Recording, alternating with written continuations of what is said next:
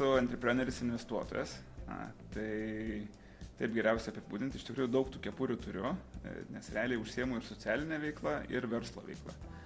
Tai vat, jeigu trumpai labai, tai tiek. O jeigu einant giliau, tai galėsim toliau pasižiūrėti, kas ten giliau yra.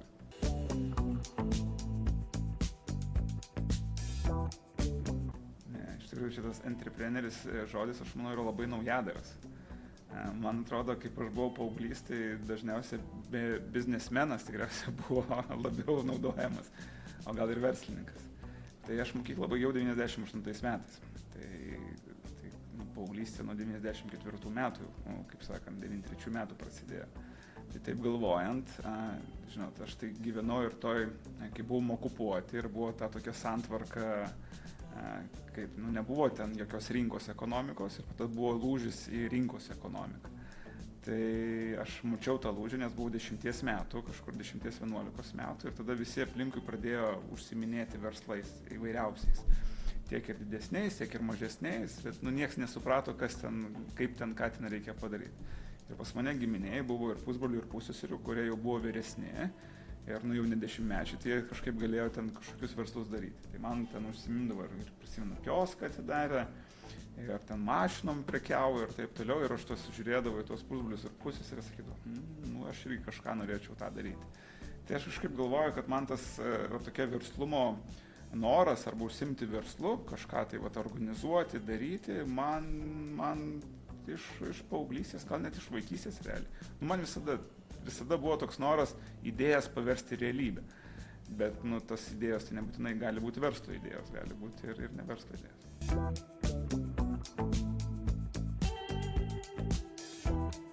Žinok, aš galvoju, kad natūraliai man viskas įvyko. Aš dalyvaudavau fizikos olimpiadose. Aš baigęs esu Vilniaus licėjų, reiškia. Ir ten daug tų olimpiadų pasirinkimų ir man kažkaip patikdavo fizika ir aš dalyvaudavau fizikos olimpiadoj. Ir 12 klasėje laimėjau pirmą vietą Vilniaus mieste, o ten yra, jeigu tu laimi ten pirmą vietą, man atrodo, ten kažkaip be egzaminų visur priima tave. Ir kažkaip galvojau, reikia tęsti tą fizikos mano kryptį. Ir kaip tik fizikos fakultete Vilniaus universitete atsirado tokia nauja specialybė modernių technologijų vadyba. Tai buvo apie tai, kad reikia tokias technologinės, aukštas technologijas komercializuoti ir jas kurti įvairius produktus. Reiškia. Ten 70% buvo fizikos, 30% buvo tokios vadybos.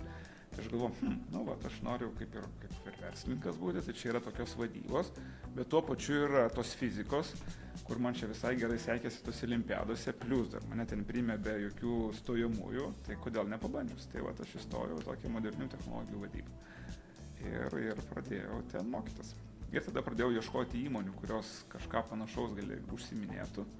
Tai mano pirmoji, ne pirmoji, bet tokia jau pirmoji pagal specialybę bendrovė buvo FIMA. Tai yra fizikai, matematikai. FIMA. Tai mes ten darydavom įvairias instaliacijas ir apsaugos sistemų, ir telekomunikacinių ir taip toliau. Tai tokia pagal specialybę, bet aš visada žiūrėdavau pro langą. Prisimenu to įmonį ir sakydavau, aš jau kažkada noriu to verslą sukurti, reiškia pats ir padaryti kažką tai pats.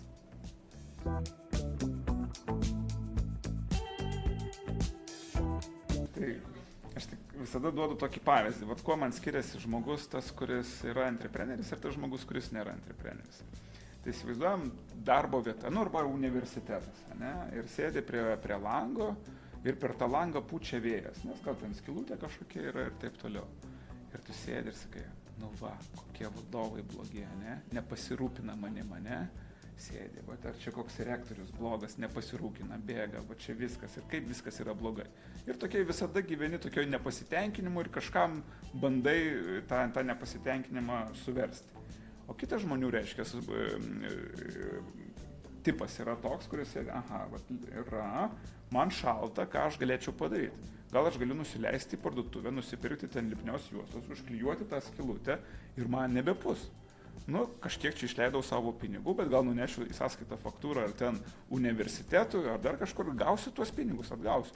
Bet svarbiausia, kad aš prisėmiau atsakomybę už save, ir tada turėjau kažkokią idėją ir tą idėją paverčiau į realybę. Tai tas man yra entrepreneris, tas, kuris sugeba prisiminti atsakomybę ir sugeba tą idėją paversti realybę. Tai ir turi energijos tam.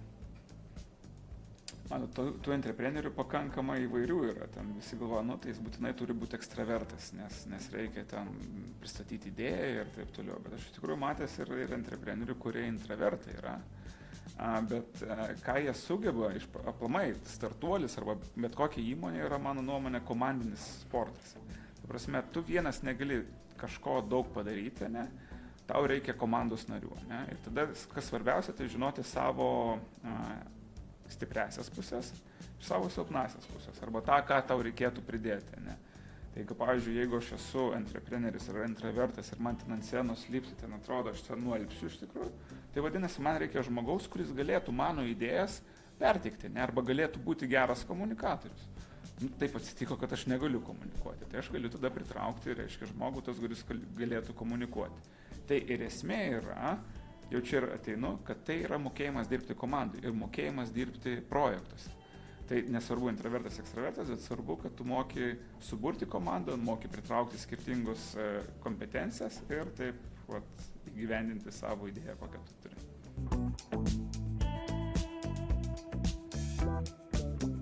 Aš tikrai sutinku 100%, kad dažniausia komandos arba startuolių nesiseka arba jis neauga dėl to, kad yra komandos problema. O kaip padaryti, tai reikia patestuoti tą žmogų prieš darant. Bet yra, manau, entreprenerių toje klaida, susitinkam kažkur, ar bare gali susitikti, kažkur sakai, noriu kurti verslą, ne? Tai mes dabar čia 3 esam, čia mes 3 esam, ir tada pasidalinam akcijas po lygiai, ne? Nes mums čia gerai, mes čia tokią idėją išvystėm ir taip toliau, ir jau kitą savaitę nueinam, pasirašom sutartis, kad po lygiai pasidalinti. Bet, žinot, gyvenime ne vien tik euforijos, yra ir tam tikri nusivylimai, tam tikri ir duobės ir taip toliau. Tai labai įdomu, kaip tie žmonės reaguoja, o kaip yra bloga situacija. Tai čia būna įvairių patarimų, būna patarimų, gal reikia į žygį kartu išeiti. O gal reikia kartu į kelionę išvažiuoti, o pabandykit savaitę kažkur išvažiuoti, tai jūs pamatysite tuos žmonės, kaip jie ten elgiasi tiek su jumis, arba kaip jie ten į situacijas reaguoja ir kaip jūs tarpusavę galit sukomunikuoti. Kitas labai svarbus dalykas yra bendros vizijos turėjimas. Pavyzdžiui, kiekvienas ten sako, aš noriu kurti įmonę, bet neaprašo detaliai, o ką tai reiškia didelė įmonė. Ir vienam didelė įmonė yra darbas tik tai Lietuvoje, kitiems darbas Lietuvoje, Latvijoje, Estijoje, kitiems yra globaliai reiškęs darbas. Tai aš dar tokį patarimą turiu, o jūs pabandykit viziją nusibraižyti ant popieriaus. Mes esam dabar 3, sakytume, gerai, įsivaizduojam, kad mums pasisekė ir po 5 metų nubraižom ant popieriaus, nežiūrėdami, kaip mes vienas kitą kažkokį piešinį. Ir po kažkiek laiko, ne po kažkiek laiko, kad nupiešim tą piešinį, susėdam ir pakalbam, ką mes ten nupiešim. Ir tada labai gerai irgi išaiškės, kaip kiekvienas žmogus masto apie ateitį ir ką jis ten įsivaizduoja, kas jam idealus dalykas yra. Ir tada galim pasimatuoti. Ir tai tokie visokiausi teisiniai dalykai yra. Pavyzdžiui, ten akcijos, vadinamas toks vestiningas, kad tu susitari, pasidalini akcijas, važiuoju, kad ir po lygiai, bet susitari, kad tas akcijos turi būti uždirbtos, tai yra per 4 metus.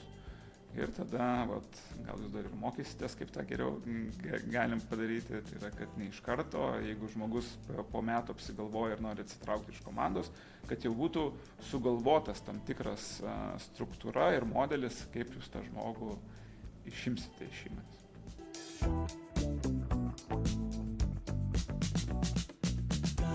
Pas mane tokios gal struktūros nėra.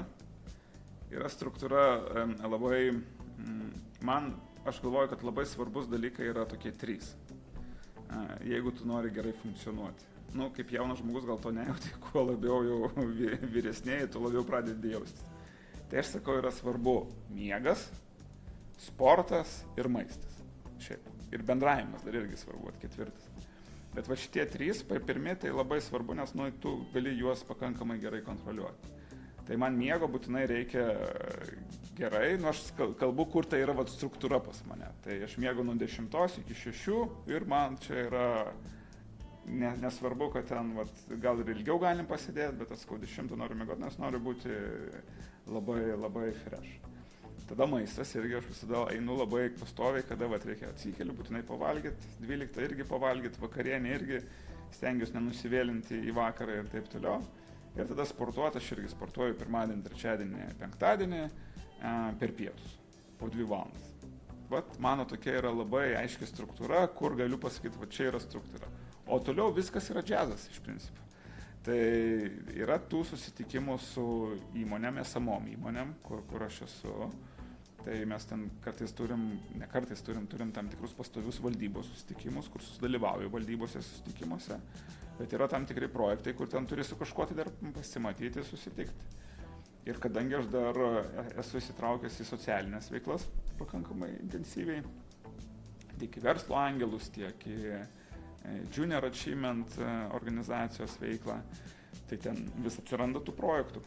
Tai aš negaliu pasakyti, kaip ten, vat, kad aš ten, žinot, nuo 9 iki 10 būtinai atsakinėju elektroninius paštus, o nuo 1 iki 3 būtinai ten kažką darau. Ne, vat, pagal poreikį, koks yra šiandien poreikis, jūs paskambinot, sakot, gal galite interviu duoti, tai vat ir duodu interviu 6 vakare. Nu, čia iš tikrųjų, aišku, kaip jaunas, tai ten gali ir mažiau tikriausiai pamiegoti, ten atsigauni kažkaip, tai, bet po to jau supranti, kad ta disciplina, jinai tokia, jinai iš tikrųjų reikalinga, kad būtum žvalus ir aštriai mąstytum tam tikrose vietose, nes būna tam tikrų dalykų, kad reikia sprendimus priimti vienaip ar kitaip. Tai, o jeigu sprendimus priminsi toks užsimiegojęs visas, o nuo tų sprendimų priklauso ir kitų žmonių tam tikri darbai, tai bus neatsakinga tų kitų žmonių atžvilgių.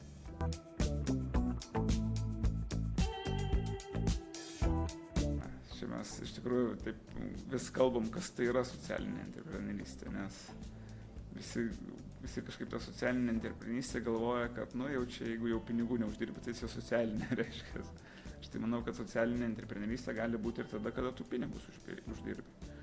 Tai, gerai, galiu papasakoti gal vieną pavyzdį, gal pavyzdžiais geriausia. Man labai patinka tokia mokytojų palaikymo rato iniciatyva. Ne?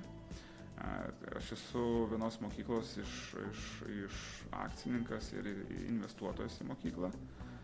Ir toje mokykloje yra mokytoja, kuri sugalvoja tokius mokytojų palaikymo ratus. Kas tai yra mokytojų palaikymo ratai? Tai yra mokytojai, kadangi jie turi labai daug kontaktinio darbo, jie turi labai tokius emocinius perdegimus. Ir aš turiu visada su moksleiviais būti, ten jie manęs neklauso ir taip toliau, tada aš ten einu, ten popierius pildau, manęs ten, reiškia, irgi labai daug darbo, ir kada aš noriu pakalbėti apie savo emocinį būvį, aš neturiu su ko pakalbėti. Nes mokykloje nieks ten nesupranta administracija, tada manęs nesupranta, ne taip, kad nesupranta artimieji, gal ir supranta, bet jie neturi irgi to erdvės man suteikti. Tai buvo sugalvota, kad reikia surinkti mokytojus po 10 į grupės iš skirtingų mokyklų ir turėti tam tikrą labai aiškę struktūrą, ką jie tuom susitikime galėtų pakalbėti. Valandos bėgi. Ir tada jie ten kalbasi apie savo problemas, kokias jos patiria mokykloje. Arba darbe, gal taip galim išsireikšti. Kad man ten, pavyzdžiui, ką aš ten darau, ten manęs vaikai neklauso, aš negaliu ten pamokų paruošti. Ir kaip kiti žmonės irgi pasidalina lygiai taip pat, tada jie jaučiasi tokie, palaikyti. Tai šitas projektas, jis prasidėjo prieš 3 metus, buvo pradėtas Vilniuje, dabar jau veikia Kaune, Anykščiuose, Šiauliuose, man atrodo, ir pakankamai sėkmingas. Tai čia yra, mano nuomonė, socialinė antreprenerystė. Finansavimas dabartiniu momentu ateina ten iš rėmėjų kol kas, bet aš manau, kad ateityje gali ateiti ir iš mokytojų, gal patys mokytojai galėtų mokėti už tą paslaugą, gal čia galim pavadinti. Tai socialinė antreprenerystė, kada tu teiki naudą ir visuomeniai, ir tuo pačiu gal pats galėtum užsidirbti ir įkurti savo darbo vietą.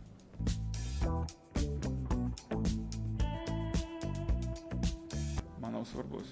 Aš manau, kad antrepreneris labai svarbu, kas emocinis intelektas, tai yra jautimas savęs, jautimas kito ir mokėjimas atliepti arba būti tam tikram santykyje. Tai aš manau, kad čia vienas iš svarbesnių dalykų, nes kaip aš ir daugumai kartoju, kad verslą sukurti reikia turėti 3 kapitalus. Tai yra finansinį kapitalą, žmogišką kapitalą, tai yra ką tu supranti, ką tu žinai, ir socialinį kapitalą, tai yra tavo ryšiai. Tai dažniausiai tas socialinis kapitalas tampa vienas iš svarbiausių kapitalų. O tą socialinį kapitalą galim tik tai gauti tada, kada tu moki bendrauti su žmonėmis.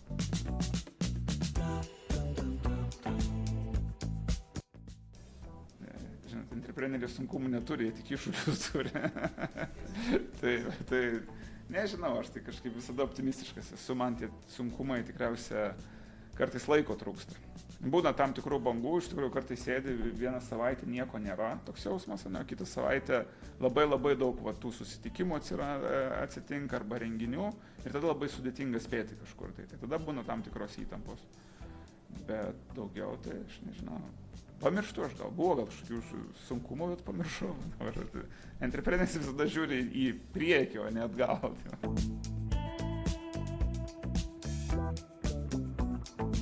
Aš tai prieš pradedant atsakyti šitą klausimą dar noriu, aišku, pamokyti, kadangi esame universitetai, pamokysiu. Man tai visada tokie, kad, žinot, žmonės, aš galvoju, pats geriausias investuotojas, bet kokio verslo yra klientas, ne? Tai jeigu sugalvoja tam tikrą paslaugą arba produktą, ne, tai pirmas dalykas, ką jūs turit palenkti savo pusę, tai klientą. O dabartiniu momentu žiūriu, tokia atsiranda mitas, nežinau kaip šia idėja, kad jeigu nori padaryti verslą, tai pirmą turi pas investuotoją nueiti, reiškia, padarai prezentaciją ir eini pas investuotoją ir bandai priversti tą investuoti ir tada jau viskas šitau pasiseks. Mano nuomonė, tai yra nekoks mąstymas, pirmą reikia pas klientą nueiti.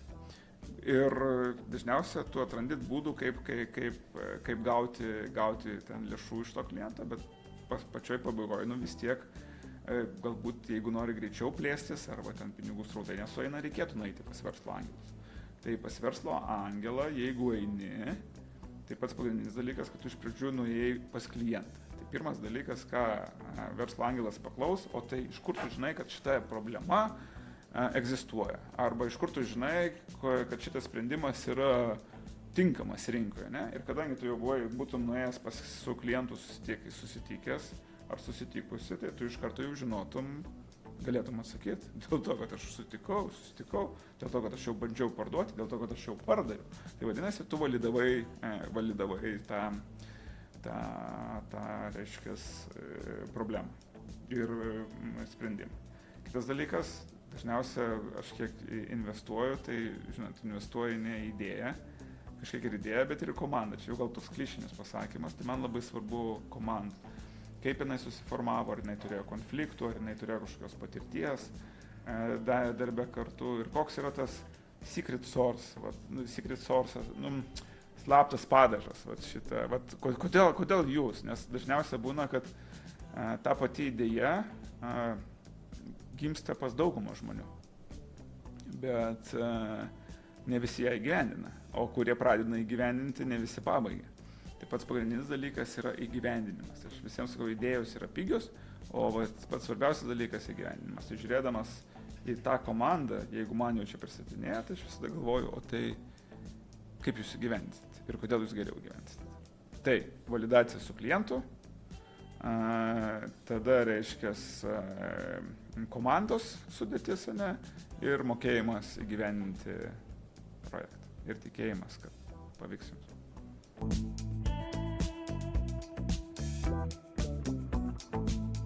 Aš visiems sakau, kad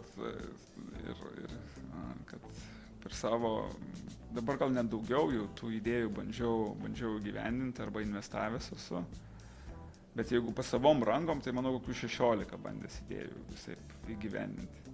Tai iš tų 16, galim sakyti, 3 ar 2 sėkmingos yra, o kitos, arba ten nebuvo klientų, arba pritrūko fokuso, arba per ambicinga buvo, visokiausia, arba už eurą reikėjo parduoti, tai tokių idėjų yra, bet aš nevadinčiau, kad tai yra, situacinė idėja.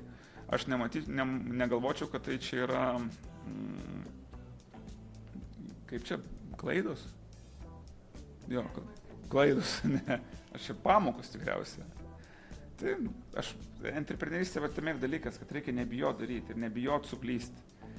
Ir čia mes galim sėdėti, protingai mąstyti, kalbėti, kodėl šitą idėją geresnė, kodėl ta idėja blogesnė ir tada čia bandyti eiti į priekį. Reikia pamastyti, bet jeigu per daug mastai, tai tu nieko nedarai. Pats geriausias dalykas tai yra bandyti. Nu ir nepasisekė, bandysi kitą idėją.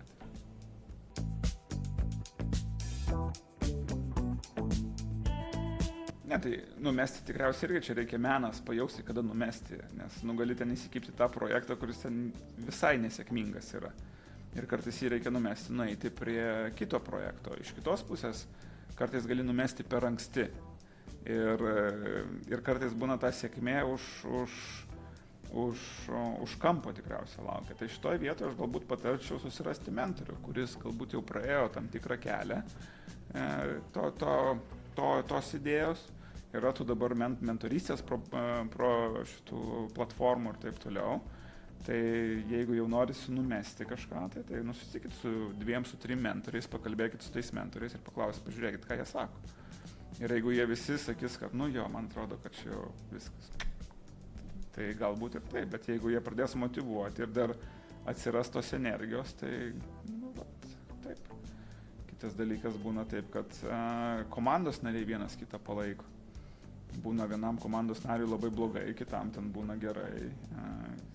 Tam, kurim gerai, sako, važiuojam toliau ir darom ir panašiai. Tai čia irgi, čia iš savo patirties kalbu. Mūsų įmonė buvo vienoje įmonėje, kur mes ten 3 buvom, tai būdavo tam tikrų down momentų ir tada čia kažkokiam būdavo up momentas, tai jis ištraukdavo visus. Tai taip ir čia zuodam.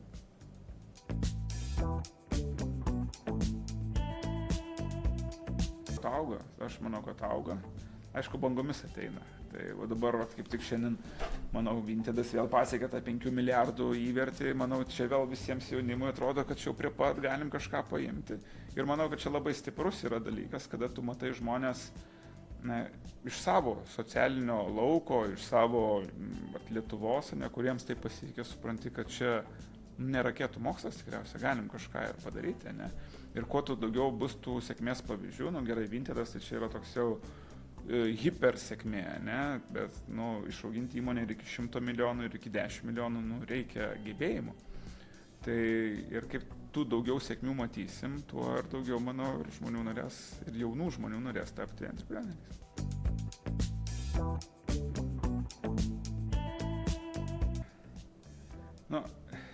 Žinot, aš tai manau, kad geriausia daryti tą, kas labiausia tavo širdyje yra, Jeigu tau patinka groti smuiku, tai tikriausiai grok smuiku, nes tu geriausia darysi iš savo širdies, Jeigu tau patinka bandelės kepti, kep bandelės, nes tu geriausias bandelės kepsi pasaulyje, Arba jeigu tau skaičiuot patinka, tai skaičiuok.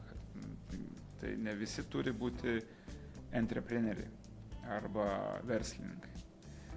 Bet aš manau, kad dauguma žmonių turi būti entrepreneriški.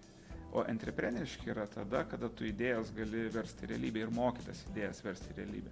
Tai mano nuomonė, entrepreneriškas gali būti daug kas. Gali būti ir smuikininkas entrepreneriškas, gali būti ir bandelių kepėjas entrepreneriškas, gali būti ir you name it. O entreprenerio arba verslininko, yra tam tikros savybės, kurias gal prieš tai paminėjau, kurios yra svarbios ir ne kiekvienam. Aš tikrai turiu ir draugų, ir bičiulių, kurie jau, nežinau, jums pasirodys baisus skaičius, jau 20 metų, reiškia, bando, svajoja apie savo verslą ir nieko nepadaro, ne vieno žingsnį. Nors aš jiems ir suteikiu kartais tam tikrų galimybių, kad jie žengtų tą žingsnį ir padarytų, bet jie tiesiog nėra tie žmonės, kuriems, jie mato visai kitaip pasaulį.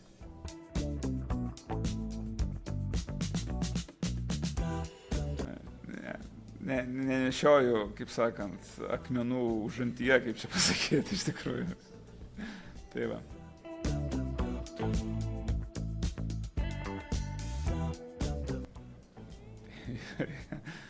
Į studentavimo laikus. Nežinau, man kažkaip viskas ten gerai tikriausiai dariau. Toks jausmas.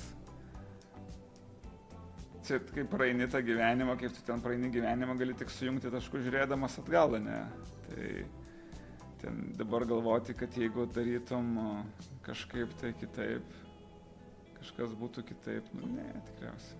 visi kažkaip būtų išėję. O ten pasakyti, nebijok, yra iki priekį, tai čia toks klišinis pasakymas, bet aš tikriausiai grįšiu ir sakysiu, nebijok, iki priekį, viskas bus gerai. Ir iš tikrųjų, tai nėra situacijos be išeities. Kiek aš gyvenime mačiau ir kiek visokiausių situacijų ir sudėtingų buvo ir kiek bičiulių tarp ir taip toliau, visada yra kažkoks tai išėjimas ir išeini iš bet kokios situacijos. Tai nepasiduoti.